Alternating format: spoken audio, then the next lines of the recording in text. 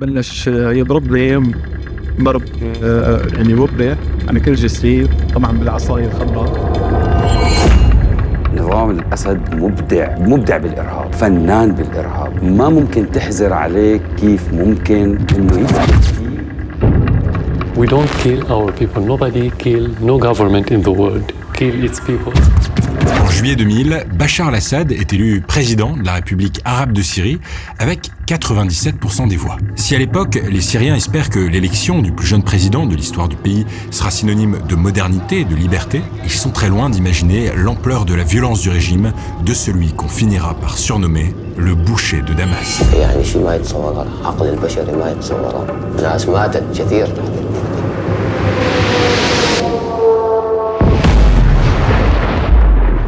Dans cette vidéo, je vais vous raconter comment la violence d'un régime politique a déclenché une guerre civile sanglante faisant des milliers de morts et des millions de réfugiés, l'histoire d'un docteur devenu dictateur, la véritable histoire de Bachar al-Assad.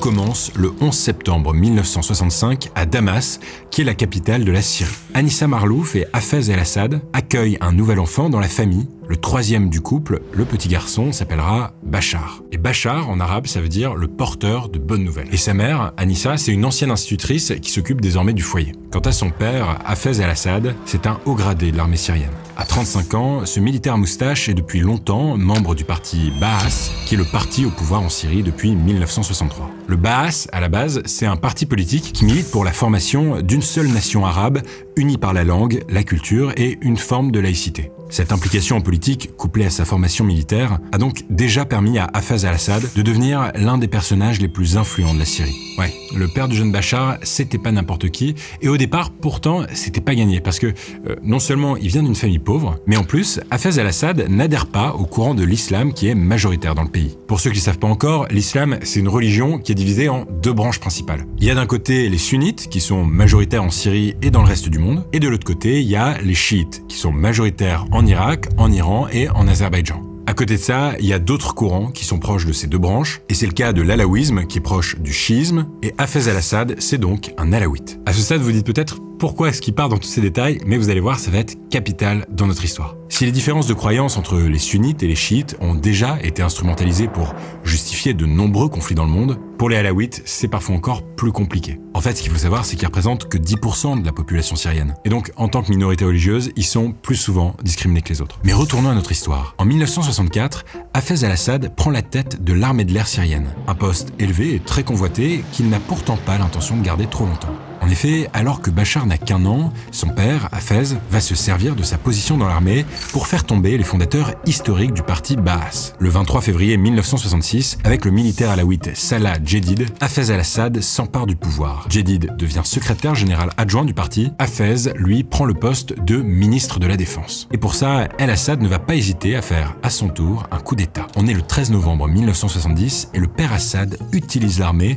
pour faire enfermer son ancien allié, Salah Jedid, en prison. L'homme y restera jusqu'à la fin de ses jours. C'est l'un des premiers prisonniers politiques du régime d'Assad. Et c'est loin d'être le dernier. En plus de confier des postes importants à des membres de sa minorité religieuse, les alaouites, Hafez al-Assad écarte tous ses potentiels rivaux en les envoyant derrière les barreaux ou en les faisant tout simplement assassiner. C'est d'ailleurs comme ça que le 12 mars 1971, il parvient à être élu chef d'État. Une élection pas vraiment démocratique puisqu'il en est le seul candidat. C'est donc dans ce climat d'intrigue politique, de crise nationale mais surtout d'extrême violence que grandit le jeune Bachar. L'adolescent n'a que 14 ans lorsque son père tue le 26 juin 1980 entre 500 et 1000 prisonniers politiques dans la prison de Palmyre au centre du pays. 2 ans plus tard, en février 1982, Hafez al-Assad se rend responsable d'un massacre encore plus sanglant dans la ville de Hama.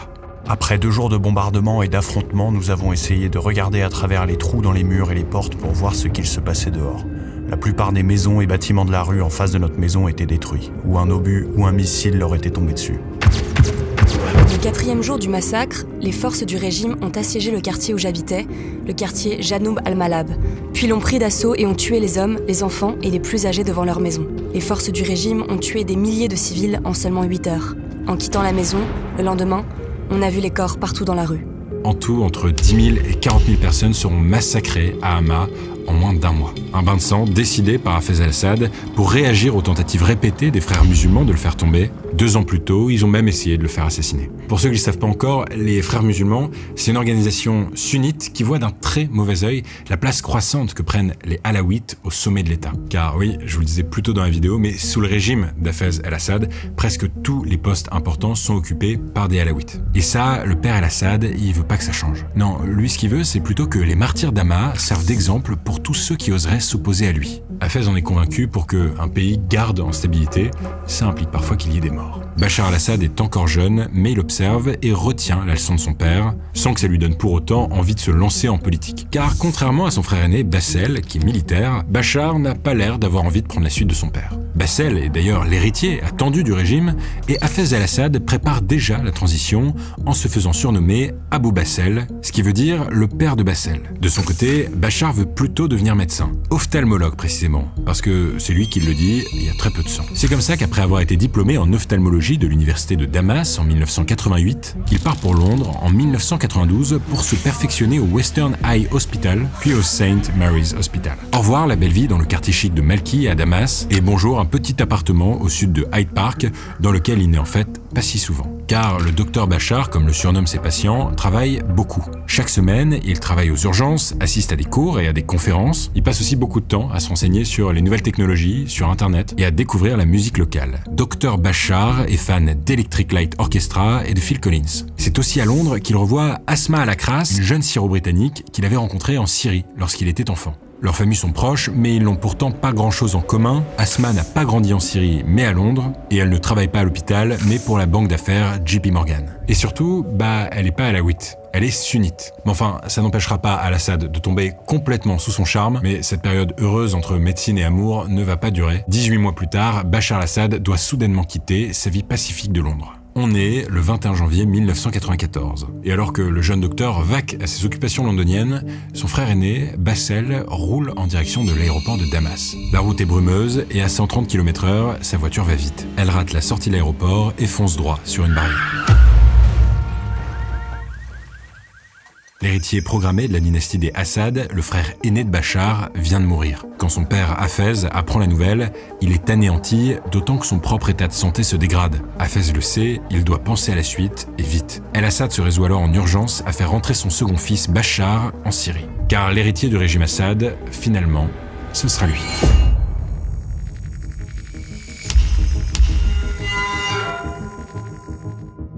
Samedi 10 juin 2000, Damas, Syrie. Des milliers de Syriens se pressent devant un hôpital de la capitale. Hafez al-Assad, le père de Bachar, est mort. Il avait 69 ans et vient de passer 30 années à la tête de la Syrie.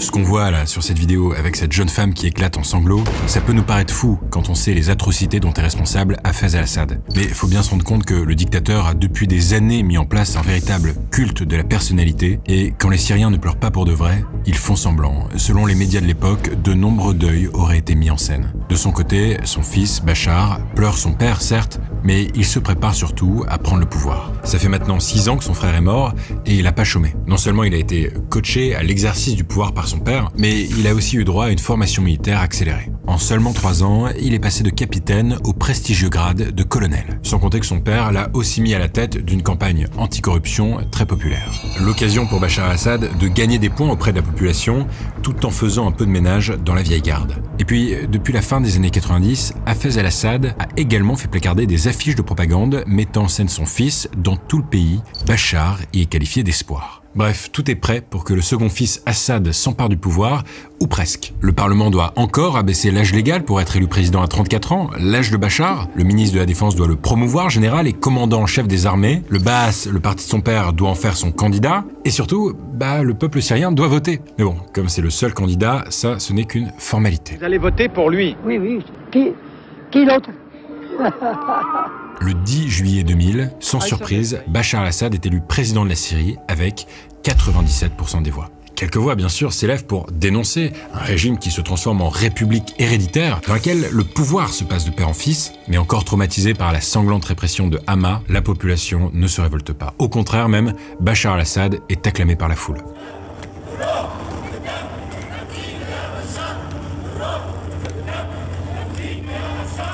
Cette élection d'ailleurs, elle est plutôt bien accueillie sur la scène internationale. Les Occidentaux apprécient le parcours de ce nouveau président passé par Londres. Ils se disent que cette fois c'est sûr, la situation politique en Syrie va évoluer. Les Syriens se mettent eux aussi à croire qu'ils vont avoir plus de liberté, car il faut bien le dire, au début de son mandat, Bachar al-Assad donne à son peuple de quoi espérer. Al-Assad multiplie les réformes économiques, promet des changements politiques, libère de nombreux prisonniers, et il permet aussi à ses ministres de s'exprimer à la télé. Il est tourné vers l'avenir. Il est tourné vers l'avenir et il est conscient des défis que représente le monde d'aujourd'hui et le monde de demain.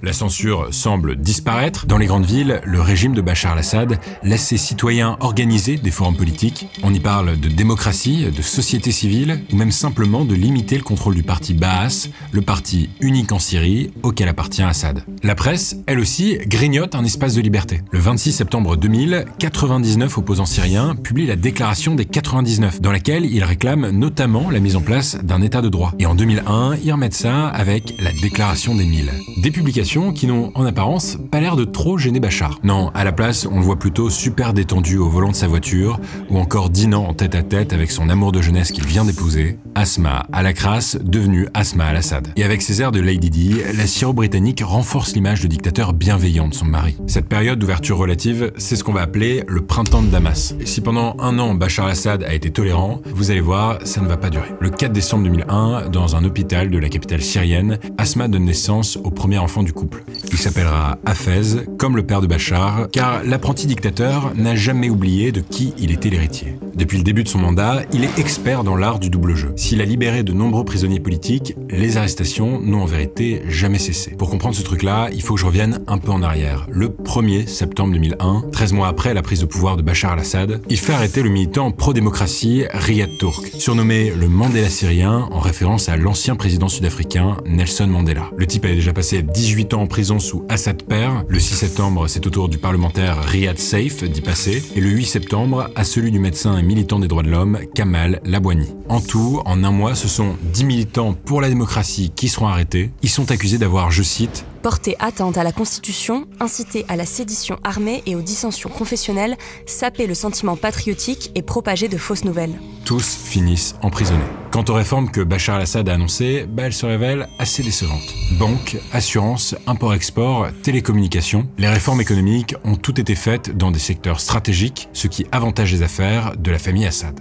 Le cousin de Bachar, par exemple, un certain Rami Marlouf, est devenu l'homme le plus riche de Syrie, notamment grâce à une intervention de Bachar al-Assad en sa faveur dans le secteur des télécoms. Côté réforme politique, c'est pas mieux. Bachar se contente de les remettre à plus tard. La levée de l'état d'urgence qui limite les libertés et les droits des Syriens depuis 1963, d'après lui, peut attendre. Bref, Bachar al-Assad durcit peu à peu sa dictature, et il ne s'arrête d'ailleurs pas aux frontières syriennes. On est maintenant le 26 août 2004 et dans son palais présidentiel, Bachar al-Assad s'énerve. Il demande au Premier ministre libanais, un certain Rafik Hariri, d'accepter de modifier la constitution du Liban, ce petit État à l'ouest de la Syrie. L'objectif d'Assad, c'est de prolonger de 3 ans le mandat présidentiel de son protégé, le président Émile Laoud, ce que la Constitution n'autorise pas. Rafik Hariri, connu pour ses positions anti-syriennes, refuse. Pas question de permettre au régime syrien de continuer à faire sa loi. Ça fait déjà trop longtemps que ça dure, depuis 1976 précisément, année où les troupes syriennes ont débarqué en pleine guerre civile libanaise. Bachar al-Assad, qui est conscient que l'héritage de son père au Liban est en danger, perd patience. Il le menace. Soit vous faites ce qu'on vous dit, soit on vous aura, vous et votre famille, où que vous soyez. Le dictateur syrien est fou de rage. Et surtout, il est convaincu que Rafik Hariri complote avec son ami de longue date, le président français Jacques Chirac. Et il se trompe d'ailleurs peut-être pas tant que ça. Le 2 septembre 2004, Jacques Chirac parvient à faire voter une résolution à l'ONU, l'Organisation des Nations Unies, pour contraindre la Syrie à quitter le Liban. Et même si ça ne suffira pas à faire partir les troupes syriennes du Liban, Bachar al-Assad est furieux. Rafik Hariri est pointé du doigt par Damas comme le serpent qui a poussé Chirac à agir contre les Syriens. Un proche lui conseille de céder, puis de démissionner, et c'est ce qu'il fera. L'affaire aurait pu s'arrêter là, mais le 14 février 2005, les JT du monde entier s'ouvrent sur ça. Beyrouth pensait avoir retrouvé depuis quelques années la paix, la douceur de vivre. Eh bien, cet espoir a été brisé aujourd'hui à la mi-journée. Une explosion terrible. Quelques minutes plus tard, la mort de l'ancien Premier ministre Rafik Hariri était annoncée. Le Premier ministre libanais est victime d'un attentat à Beyrouth, la capitale du Liban. Et pour les observateurs du monde entier, pas de doute, Bachar al-Assad en est le responsable. Mais le régime nie en bloc. Ces accusations contre la Syrie, c'est comme si aujourd'hui on nous accusait d'avoir tué John Kennedy. Ce sont des accusations qui frisent la bêtise, parce que la Syrie n'a jamais recours à ce genre de méthode. Mais la défense syrienne tombe à l'eau. Les Occidentaux ne croient plus le régime d'Assad. Les Libanais, eux, descendent dans la rue. C'est le début de ce qu'on va appeler la révolution du cèdre. Sous la pression des Occidentaux, les États-Unis et la France en tête, Bachar al-Assad finit par céder. Le 27 avril 2005, après 29 années d'ingérence au Liban, les troupes syriennes quittent le pays. Bon, mais malgré ça, les relations entre l'Occident et la Syrie vont finir par se réchauffer. Nicolas Sarkozy, élu président de la République française en 2007, invitera carrément le dictateur au défilé du 14 juillet. Et c'est pas le seul à avoir besoin d'Assad. Après l'invasion de l'Irak par les États-Unis en 2003, le conflit s'enlise et les Américains se tournent à nouveau vers le leader syrien. Le secrétaire d'État américain John Kerry parle même en 2010 d'un acteur essentiel de la paix et de la stabilité au Proche-Orient. Bachar al-Assad jubile. Malgré les prisonniers politiques et les mesures antidémocratiques qu'il impose à son peuple, l'Occident ne lui tourne plus le dos. Son plan est un succès, mais il va vite déchanter. En effet, un an plus tard, c'est cette fois du peuple syrien que va monter la révolte.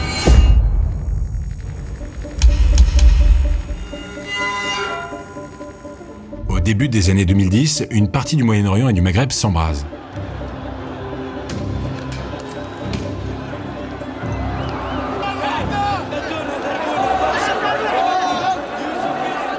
C'est ce qu'on va appeler le printemps arabe, qui va embraser une bonne partie du monde arabe et mener à la chute de plusieurs dirigeants et gouvernements dans la région. En février 2011, 2 dictateurs sont renversés, le Tunisien Zine al-Abidine Ben Ali et l'Égyptien Hosni Moubarak. Et en Syrie, ça donne des idées. Sur un mur de la vieille ville de Dera, au sud-ouest du pays, on peut lire le message suivant. « Ton tour arrive, docteur ». C'est une bande de jeunes qui l'a écrit et ils vont en payer le prix fort. Emprisonnés et torturés, ils seront victimes de la violence du régime d'Assad.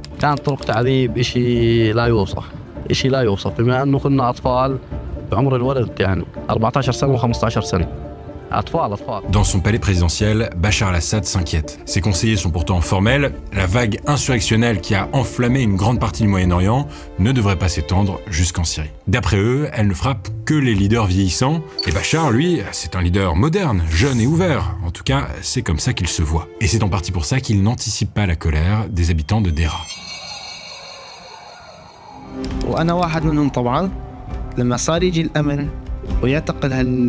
الشباب ويعتقل الأطفال فهذا يعني صار عند الأهالي ردة فعل يعني غاضبة فوجد أفضل طريقة إنه هي التظاهر وطلعوا مظاهرات كانت هي شراك للثورة السورية يعني الشرارة الحقيقية للثورة السورية. Face aux manifs pacifiques des habitants de Dera, la famille Assad encourage Bachar à réprimer la population. Sa mère lui dira même « Ne sois pas faible, fais ce que ton père aurait fait ». Et faible, Bachar al-Assad refuse de l'être. Alors, sa réponse aux manifestations sera sanglante.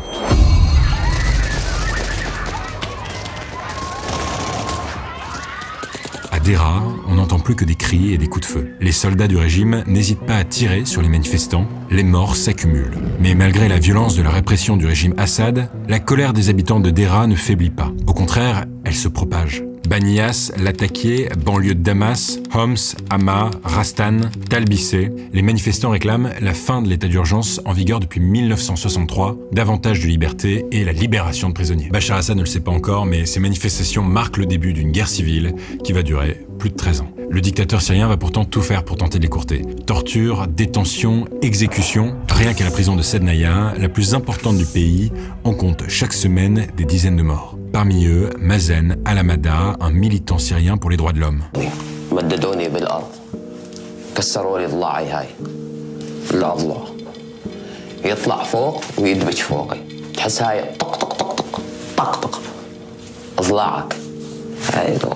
Mazen al-Hamada sera exécuté au début du mois de décembre 2024 à la prison de Sednaya. Cette violence est systémique sous le régime de Bachar al-Assad. Le docteur est en train de devenir le boucher de Damas. C'est en tout cas comme ça que le décrivent les médias occidentaux. D'autant que Bachar al-Assad utilise aussi des chars pour priver certaines villes de provisions et il exécute les soldats qui refusent de tirer sur la foule pendant les manifestations. Des snipers sont également chargés de tirer à vue sur les Syriens. Le régime de Bachar Assad s'en sert pour renforcer le couvre-feu ou encore fermer certaines rues. Les femmes et les enfants ne sont pas épargnés, ni d'ailleurs ceux qui tenteraient de s'aventurer pour sauver des blessés. Dans tout le pays, des fosses communes commencent à être creusées, les corps des morts s'amassent. Et pour mettre toutes les chances de son côté, Bachar Assad va même jusqu'à libérer des terroristes islamistes des prisons du régime, son but, qu'ils rejoignent les manifestants dans leur volonté de renverser sa présidence. Alors, ça peut paraître contre-intuitif, mais je vous propose de regarder ce document de l'Institut de Washington pour la politique du Proche-Orient. La peur d'une révolution pacifiste continue est la raison pour laquelle ces islamistes ont été libérés. La logique derrière les djihadistes, pour Assad et le régime, est qu'ils sont l'alternative à une révolution pacifiste. En fait, ce que Bachar al-Assad a compris, c'est que, aux yeux de l'Occident, se battre contre des terroristes est bien plus acceptable que de massacrer sa population. The very simple question is, why do we attack hospitals and civilians? I mean, the whole issue, the whole problem in Syria started when those terrorists wanted to win the hearts of the Syrians. So attacking hospitals or attacking civilians is playing into the hands of the terrorists. Mais face aux pressions du peuple syrien, Bachar al-Assad cède quand même des bouts de terrain. Il propose des réformes de pacotille, comme il les appelle auprès de sa femme. Concrètement, il accepte enfin de lever l'état d'urgence, promet de donner le droit de manifester sous certaines conditions et supprime également la Cour de sûreté de l'État, un tribunal qui s'occupait de juger les personnes exprimant des opinions divergentes ou accusées de nuire à la sécurité de l'État. Mais le peuple syrien, lui, refuse de se contenter de ces fausses réformes et va plus loin. Il exige maintenant la chute du régime. Au sein de l'armée aussi, des soldats décident à leur tour de se rebeller.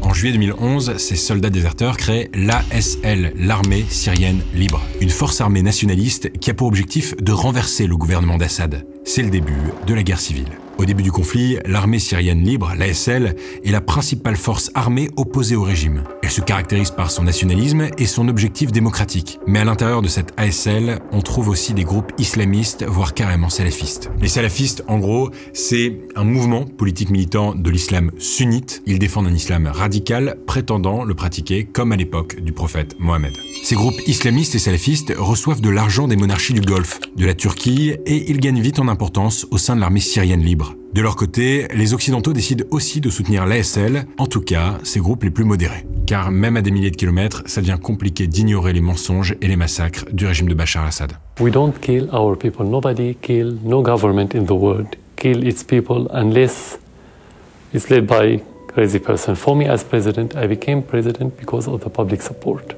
Et grâce à tous ces soutiens, aussi bien celui des monarchies du Golfe, de la Turquie, des Occidentaux, les rebelles de l'ASL progressent à travers le pays. En février 2012, ils s'emparent d'une partie de Homs. En juillet, c'est au tour d'Alep, le poumon économique du pays. Les rebelles parviennent même à s'emparer d'une zone à proximité de la capitale syrienne, Damas, celle de la Ghouta orientale. Mais le 21 août 2013, le régime Assad réplique et lance une attaque chimique sur la région.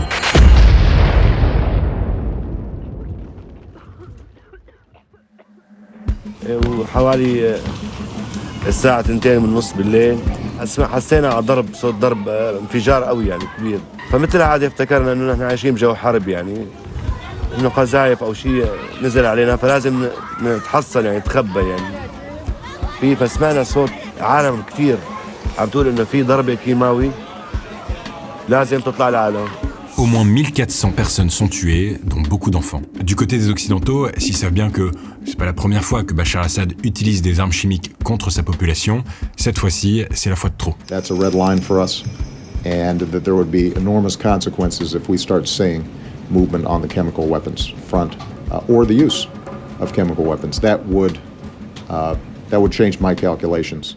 Les forces armées américaines se préparent à attaquer. The president has asked the Department of Defense to give him all options for all contingencies. But if the order comes, you're ready to go like that? We are ready to go like that. Avant de changer d'avis, les États-Unis choisissent finalement de privilégier la voie diplomatique. Le pouvoir américain fait pression avec l'ONU sur le régime de Bachar al-Assad pour qu'il démantèle son arsenal d'armes chimiques. En septembre 2013, Assad accepte. Enfin, c'est ce qu'il dit. La Syrie empêchera cependant les autorités internationales de vérifier que tous les stocks ont bien été détruits et les attaques chimiques continueront. Les crimes que Bachar al-Assad commet depuis le début de la guerre civile n'ont d'ailleurs pas trop l'air de le perturber. Le 5 février 2012, alors qu'il vient d'ordonner le bombardement de la ville de Homs, il s'amuse à envoyer à sa femme une reconstitution en jouets et en biscuits du siège qu'il mène sur la ville. هلا رح نشرح شو عم بيصير بحمص بالضبط. طبعا هلا الدبابه بتكون عم تمشي تمام مثل ما انكم شايفين باتجاه مبنى مؤلف من 4 طوابق مثل ما انكم شايفين. هي الدبابه صارت مقابل المبنى. طبعا المبنى مؤلف من 4 طوابق. الدبابه هلا بتبلش تقصف المبنى والمبنى ببلش مثل ما انكم شايفين مبنى بسكوت. Assad ira même jusqu'à plaisanter en interview de ne pas avoir reçu le prix Nobel de la paix pour avoir accepté de démanteler son arsenal chimique. On est alors fin 2013 et il faut bien le dire, Bachar al-Assad a besoin de rire. Car même si ses prisons sont pleines, les forces d'opposition tiennent désormais une grande partie du pays et elles se sont multipliées. Les branches islamistes et salafistes de l'ASL ont décidé de prendre leur indépendance et de former une nouvelle alliance, le Front islamiste. D'autres mouvements insurgés ont gagné en importance, comme l'organisation considérée terroriste, Jabhat al-Nusra et surtout l'État islamique, Daesh, gagne du terrain dans l'Est et dans le nord de la Syrie. Daesh, on en a tous entendu parler dans la presse, mais ce qu'il faut retenir, c'est que c'est une organisation terroriste qui proclame, le 29 juin 2014, l'établissement d'un califat dans certaines zones de l'Irak et de la Syrie. En gros, une zone qui vit sous l'autorité d'un calife, le chef suprême des musulmans. Bachar al-Assad, lui, ne fait rien pour empêcher la progression de l'État islamique. Il évite de frapper leur position et les finance même en achetant du blé et du pétrole dans des zones contrôlées par l'organisation. Et ces manœuvres, elles lui permettent d'attirer l'attention des Occidentaux, non plus vers les répressions de son régime, mais vers les agissements de Daesh. À Paris, les attentats du 13 novembre 2015 font d'ailleurs de l'État islamique l'une des priorités du gouvernement français. Et en Syrie, nous cherchons résolument, inlassablement, une solution politique dans laquelle Bachar al-Assad ne peut constituer l'issue. Mais notre ennemi en Syrie, c'est Daesh. Petite parenthèse, mais si le récit des événements du 13 novembre 2015 vous intéresse, j'en ai fait une vidéo dans un tout nouveau format d'interview sur ma chaîne YouTube où je reviens avec un grand témoin sur un événement marquant. Ici, le président de la République française de l'époque, François Hollande, qui me raconte minute par minute sa nuit du 13 novembre 2015. Bon, mais Bachar al-Assad, lui, peut souffler. Car si la guerre civile continue en Syrie, le dictateur va bientôt pouvoir compter sur le soutien d'un autre chef de guerre, tout aussi tyrannique.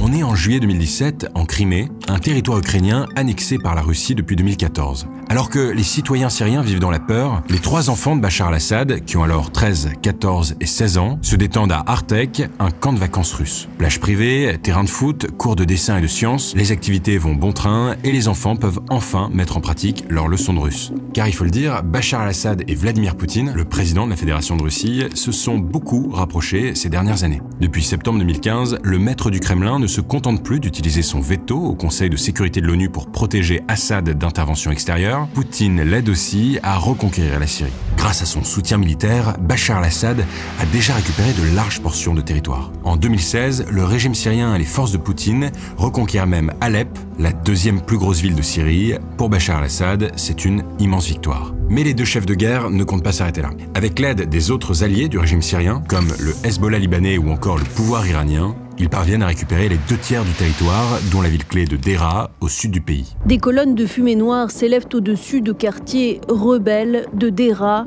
cible d'intenses raids aériens et de tirs d'artillerie. Et avec une telle reconquête des terres en 2018, beaucoup de pays en sont convaincus, la guerre est bientôt finie. C'est d'ailleurs ça qui va pousser les Émirats arabes unis à rouvrir leur ambassade à Damas. C'est le début d'une normalisation du régime syrien. Après des années de coupure, les relations diplomatiques entre la Syrie et les autres pays de la région reprennent. Bachar al-Assad n'est plus un paria. En mai 2023, Bachar al-Assad participe au sommet de la Ligue arabe, l'alliance diplomatique des pays arabes, et en décembre de la même année, il est carrément invité à la 28e conférence pour le climat, la COP28. Une COP à laquelle il décide finalement de ne pas se rendre car un mandat d'arrêt international vient d'être émis par la France contre lui. Assad est en effet accusé d'être complice de crimes contre l'humanité pour les attaques chimiques qu'il a menées en 2013. Malgré ça, il en est convaincu, sa réhabilitation sur la scène internationale n'est plus qu'une question de temps. Car même en Europe, on sent que le cordon diplomatique anti-Assad s'effiloche. C'est le gouvernement d'extrême droite de Giorgia Meloni en Italie qui initie cette dynamique. Le 20 septembre 2024, l'Italie quitte discrètement le groupe de l'ONU chargé de surveiller les abus du régime syrien en matière de droits de l'homme.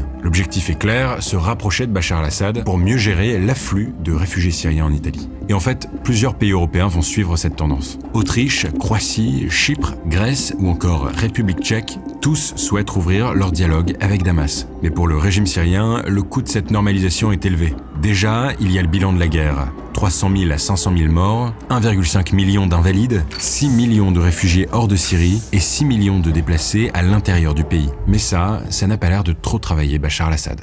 We took the decision to fight terrorism from the very beginning. We took the decision to make dialogue on national level, and I think both policies are correct. While if you want to talk about mistakes in practice and some mistakes committed towards some civilians, that happened from time to time, and some people were punished for these mistakes. But you didn't make mistakes personally in your handling of the crisis? I said every person do mistake every day. Otherwise, if you deny the mistakes, we deny the human nature of the people. Le vrai coup de cette normalisation pour Assad, c'est qu'elle a mis en lumière le fait que son régime dépendait du soutien de puissances étrangères. Et ça, les rebelles l'ont bien compris. Après 13 ans de guerre, le pays est ruiné. Son armée est en miettes. Elle est principalement composée de conscrits, des jeunes soldats démoralisés, très mal payés et très mal équipés. Sans oublier qu'au niveau territorial, la reconquête est encore incomplète. La région d'Idlib, dans le nord du pays, reste par exemple sous le contrôle d'anciens membres d'Al-Qaïda, le groupe terroriste qui est notamment connu pour être responsable du 11 septembre. Ces anciens membres d'Al-Qaïda en Syrie se font appeler Hayat Tahrir al-Sham et jurent qu'ils ont rompu avec l'organisation terroriste islamiste. Son fondateur assure en effet que son principal objectif n'est pas de propager l'islam dans le monde grâce à la guerre sainte, comme c'était le cas d'Al-Qaïda, mais simplement de prendre le pouvoir à Damas. Et il va y arriver. Ce fondateur, c'est Ahmed al-Shara, aussi connu sous son nom de guerre, Abu Mohamed al-Joulani, et son organisation est sur le point de faire tomber le régime de Bachar al-Assad. On est le 27 novembre 2024 et dans la province d'Idlib, le fondateur de Hayat Tahrir al-Sham lance l'opération Dissuasion de l'agression. Ça fait 1 an qu'il la planifie. Ses troupes sont bien équipées, bien préparées et très motivées, tout le contraire de celles de Bachar al-Assad. Le leader rebelle le sait, les alliés du régime sont déjà bien occupés par leur propre conflit. L'Iran et le Hezbollah libanais avec Israël et le régime russe avec l'Ukraine. Dès le lendemain, on est désormais le 28 novembre 2024, Bachar al-Assad s'envole pour Moscou. Il espère pouvoir convaincre son vieil allié, Vladimir Poutine, de lancer une intervention militaire contre les rebelles syriens. Mais Bachar se trompe. Ses appels tombent à l'eau et il retourne au pays bredouille. Les rebelles, eux, entrent dans Alep dès le 29 novembre 2024. L'armée syrienne tente de sauver la face, elle affirme qu'elle repousse les assaillants, mais la vérité, c'est que les rebelles avancent rapidement. L'armée syrienne envoie des renforts dans la ville de Hama, prochaine cible des rebelles, mais ça ne suffira pas. And in just 10 days have taken the whole of Syria's second city, largest city of Aleppo. Another major city, Hama, that fell yesterday.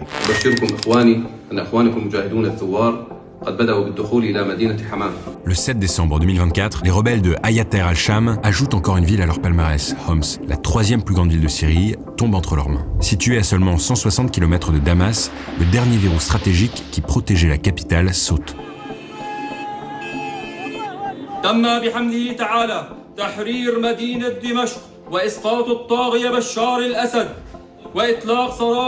جميع المعتقلين المظلومين من سجون النظام.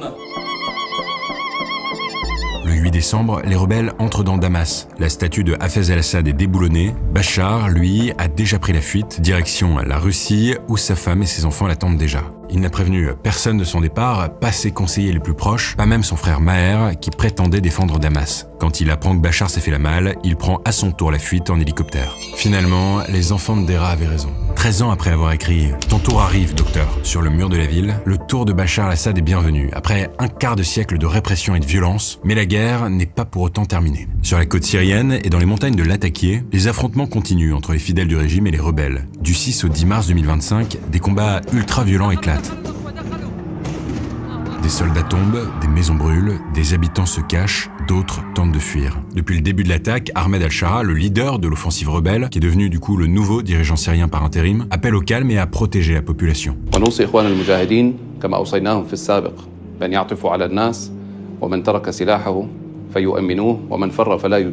Mais malgré ces consignes, des civils alaouites sont massacrés en marge de ces combats. L'Observatoire syrien des droits de l'homme rapporte que près de 1000 civils alaouites sont tués, dont des femmes et des enfants, et dénonce un possible nettoyage ethnique. Le journal Le Monde révèle en avril 2025 que des hommes du nouveau pouvoir syrien, des proches d'Ahmed al-Shara, sont impliqués dans ces massacres. Al-Shara condamne ces violences.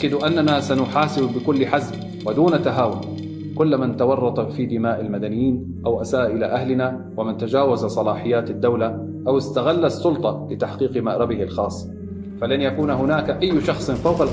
Pourtant, rien n'est fait pour écarter les auteurs des violences contre les Alaouites du nouveau pouvoir syrien.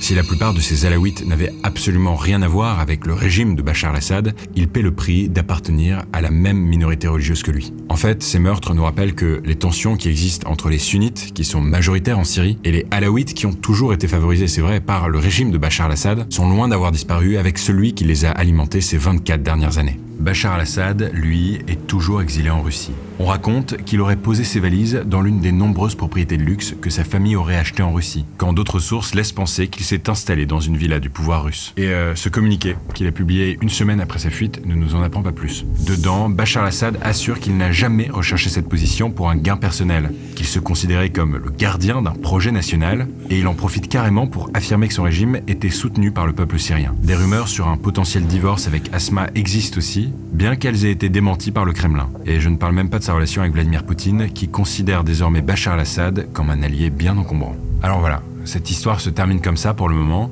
mais son avenir est plus qu'incertain. L'histoire de Bachar al-Assad, c'est l'histoire d'un homme qui voulait devenir docteur, propulsé à la tête de l'un des régimes les plus violents du monde.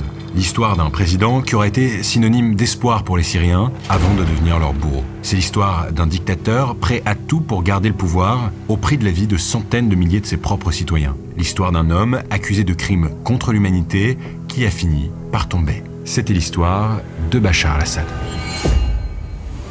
Les amis, merci d'avoir suivi cette vidéo. N'oubliez pas de vous abonner pour soutenir mon travail et celui de mon équipe. Je pense qu'il y a des chances aussi que vous ne soyez pas encore abonné à mon compte Instagram. Il s'affiche juste ici. Quant à moi, je vous dis à dans 2 semaines.